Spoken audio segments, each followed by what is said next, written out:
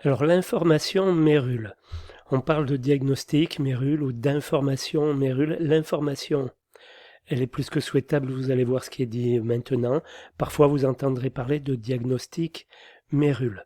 Voilà, donc on va voir plus de précision maintenant.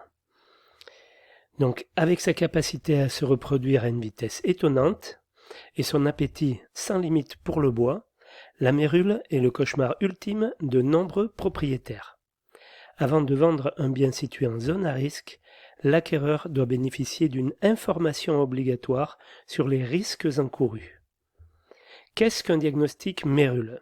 Le diagnostic mérule vise à détecter la présence éventuelle d'un champignon lignivore, mangeur de bois, dans la charpente et les menuiseries d'une habitation. Il n'est pas obligatoire, mais fortement recommandé pour la vente de toute maison située dans une zone à risque. Alors, plus spécifiquement, est-il obligatoire ?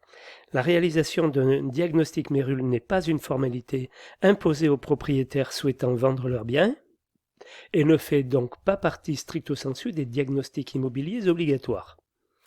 Après avoir été envisagé, le caractère obligatoire du diagnostic n'a en effet pas été retenu par la loi Allure afin d'éviter un coût supplémentaire pour tous les vendeurs.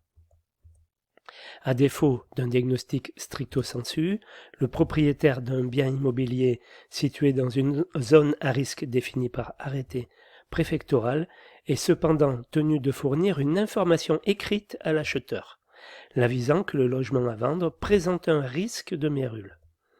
Il ne s'agit donc pas du résultat d'un contrôle du bien, mais d'un simple devoir d'information à vocation générale.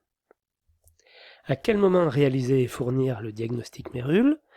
N'étant pas obligatoire, le diagnostic mérule peut être réalisé à n'importe quel moment au cours de la vente, à l'initiative du propriétaire.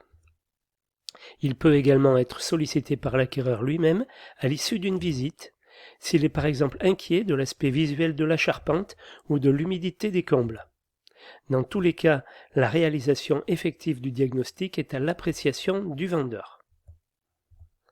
L'information écrite obligatoire, quant à elle, est à verser au dossier du diagnostic technique, le DDT, qui constitue une annexe au compromis ou à la promesse de vente. Elle doit donc être obtenue dès la mise en vente. Comment se déroule le diagnostic mérule ? La réalisation d'un diagnostic mérule suppose de faire appel à un professionnel certifié ou à une entreprise spécialisée dans le traitement parasitaire. L'intervenant se déplace sur le site à examiner et va procéder notamment à une inspection visuelle des menuiseries et boiseries de l'habitation. La mérule peut en effet se détecter par des traces reconnaissables, comme une mousse blanche et fine formant un dépôt d'une surface croissante sur le bois, des poutres déformées ou devenues molles, une odeur persistante d'humidité et de champignons. L'inspection visuelle peut être complétée par le prélèvement d'un échantillon pour analyse en laboratoire, en fonction des prestations proposées par le diagnostiqueur. Combien de temps est valable ce diagnostic ? Le diagnostic mérule n'est assorti d'aucune durée de validité légale pour le moment.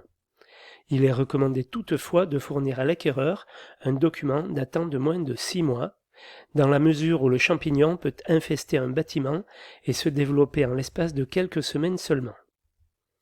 Alors l'influence de la loi Allure sur le diagnostic mérule. La loi Allure de mars 2014 a été la première à traiter du problème spécifique de la mérule dans le domaine de l'immobilier résidentiel. En raison de la prolifération rapide de ce champignon au sein de certaines régions particulièrement touchées. On doit notamment à ce texte de loi l'obligation d'informer l'acquéreur de façon systématique dans les zones à risque. Depuis la loi Allure, le propriétaire d'un logement touché par la mérule a également l'obligation d'en faire la déclaration en mairie, conformément à l'article 133 du Code de la construction et de l'habitation. Qu'est-ce qu'on peut faire en cas de présence de mérule ? Le traitement et l'éradication de la mérule nécessitent des travaux très conséquents, incluant le démontage des bois pourris et infestés, l'installation d'une meilleure ventilation pour réduire l'humidité ambiante, le traitement des surfaces à risque au chalumeau et la préservation du bois encore sain par application d'un fongicide. La réalisation de ces travaux avant la vente est virtuellement obligatoire, dans la mesure où les acquéreurs prêts à acheter un bien infesté par la mérule sont excessivement rares. Il est donc raisonnable d'anticiper un retard dans le projet de vente, pour le vendeur. Voilà. La réalisation, oui. J'ai remis 2 fois la même, je ne sais plus pourquoi. L'information, donc mérule, voilà ce que je peux vous dire pour le moment. Ça va certainement évoluer dans le temps. À ce moment-là, je vous tiendrai informé.